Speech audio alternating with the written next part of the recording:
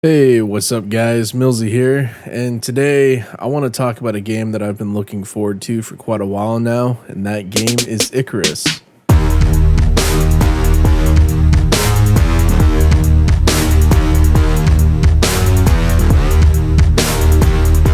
Icarus is a PvE session based survival co-op game for up to 8 players, or you can just play it solo. The premise of the game is that Icarus was supposed to be a second Earth, and terraforming Icarus went terribly wrong. Based off of the lore trailer, you're essentially a part of a team that basically spent all their money trying to get to the planet Icarus.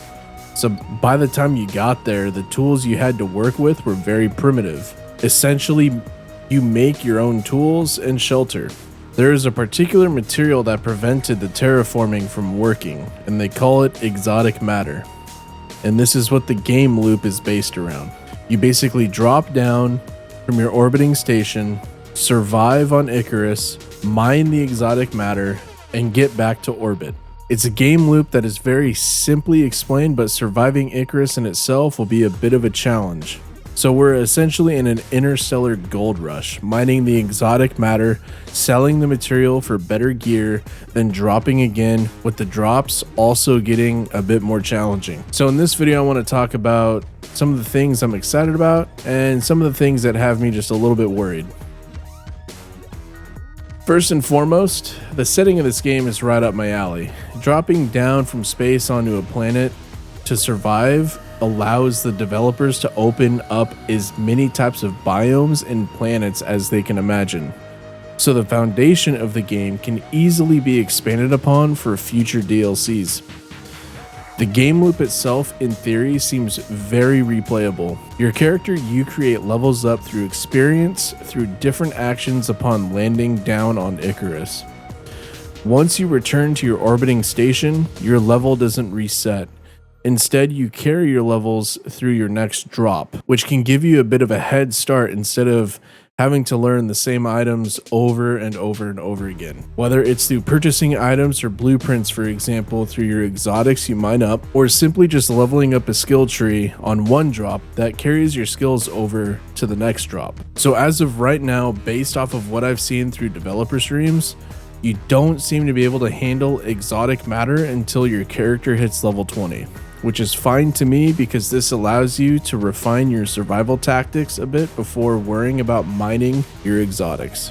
Another thing that I'm kind of happy about that isn't exactly gameplay related is how Rocketworks, who are the developers of the game, are being fairly transparent with the state of the game. They have weekly casual playthroughs on Twitch, which they then restream onto their YouTube channel. It's basically the community manager Lori and Dean Hall just having a good time playing the game, talking about the things that they're working on. They don't do any PR stunts like showing overly rendered game footage or anything like that to falsify where the game is at. It's truly a what you see is what you're getting casual vibe while hanging out with Lori and the devs, which is much appreciated. This also brings me to the first thing I kind of worry about.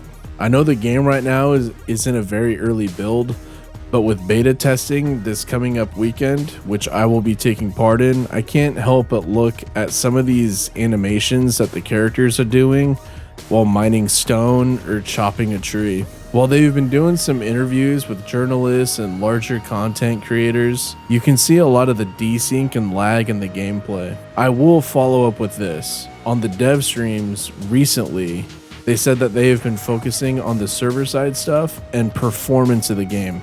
So clearly that's something that they are working on.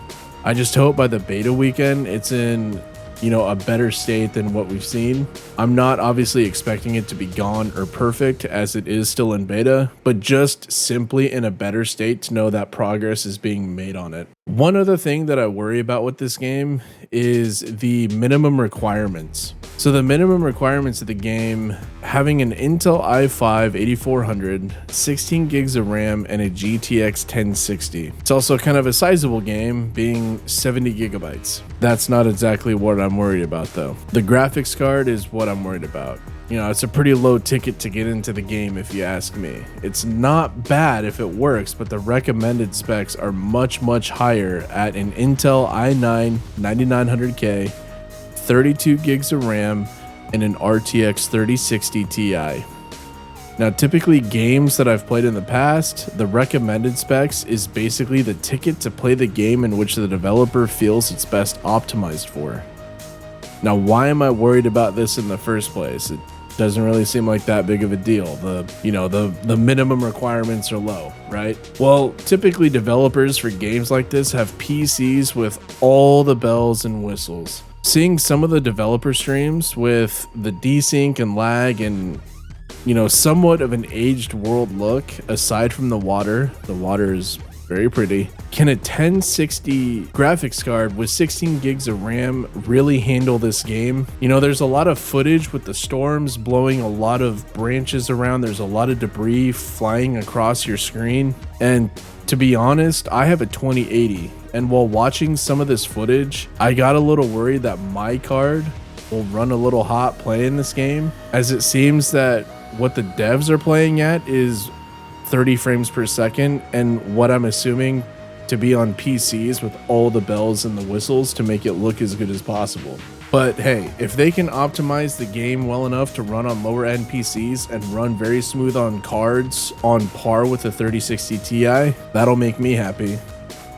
So Icarus was supposed to be a free-to-play game with what I would assume had some microtransactions for cosmetics and whatnot. Instead, they decided to give the game a box price, which I'm extremely okay with. It allows the developers to make their money to perhaps add more content to hopefully what will be a successful game. The entry price right now is $29.99 USD, but at the time of recording and posting this video, there is a 10% sale on Steam. So currently the entry price is $26.99, with a deluxe edition sitting at $89.99.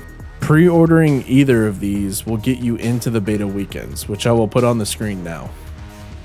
The deluxe edition comes with obviously the game, 2 DLC chapters, 2 outpost levels, and an exclusive Enviro suit. Chapters is basically what I'm assuming they're just calling their DLC in different biomes. And outposts are basically a 1 kilometer by 1 kilometer base building area where you don't have to worry about wildlife or storms that can kill you, so you can just focus on building and refining your survival techniques. I'm not really sure how else you can get outposts other than by purchasing the deluxe edition. I haven't heard much on it, so I guess stay tuned on what the devs have to say about it. They might say something in like a future post. So yeah, Icarus is a game I have really high hopes for. A game I'm really excited to get into and make content on. And as a new content creator, I hope some of you follow me on that journey. If you decide to do so, please hit that subscribe button for future content over the beta weekends.